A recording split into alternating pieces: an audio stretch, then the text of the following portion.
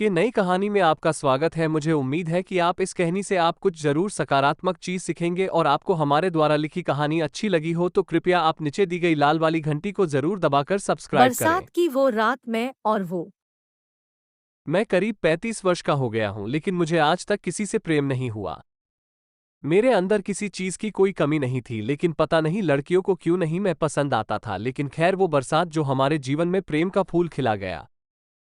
बात 13 जुलाई 2016 की है, जब मैं अपने ऑफिस से काम खत्म कर करीब 7 बजे शाम को घर के लिए निकला। ऑफिस से घर की दूरी करीब 3 किलोमीटर थी।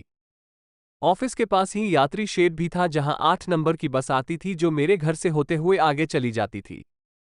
उस दिन मुझे ऑफिस से निकलने के ठीक पहले बस जा चुकी थी, तो मुझे करीब 15-20 मिनट इंतजार करने थे कि कोई और दूसरा बस आए। इसी बीच मौसम ने अपनी अंगड़ाई ली और बरसात शुरू हो गई। देखते ही देखते बरसात तेज हो गई और यात्री शेड में लोगों को संख्या भी बढ़ती गई। तभी मेरी नज़र रोड पर पड़ी, जहां एक खूबसूरत लड़की अपनी स्कूटी को चालू कर रही थी, लेकिन उसकी स्कूटी चालू नहीं हो रही थी। बरसात और तेज हो गई। सभी लोग बरसात से बचने के लिए इधर उधर छिप रहे थे, लेकिन वो लड़की अपनी स्कूटी के साथ बरसात में खड़ी की खड़ी थी। लोग आ जा रहे थे, लेकिन वो ज्यों की त्यों अपनी स्कूटी को चालू करने के लिए बार बार स्टार्ट स्विच को दबाए जा रही थी, लेकिन स्कूटी चालू ही नहीं हो रही थी। वो बार बार इधर से उधर देखे जा रही थी।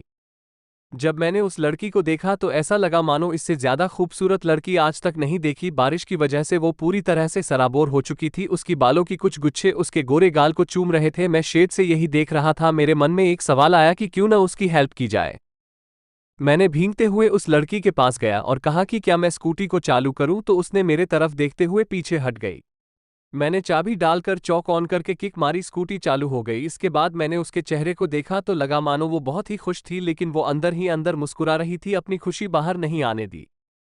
इसके बाद मैंने लीजिए ये चालू हो गई। फिर उसने स्कूटी पर बैठी और ये थैंक यू बोलते हुए अपना हाथ आगे की और फिर अपना नाम स्नेहा बताया। मैंने भी अपनी हाथ बढ़ाते हुए वेलकम के साथ साथ विशाल नाम बताया।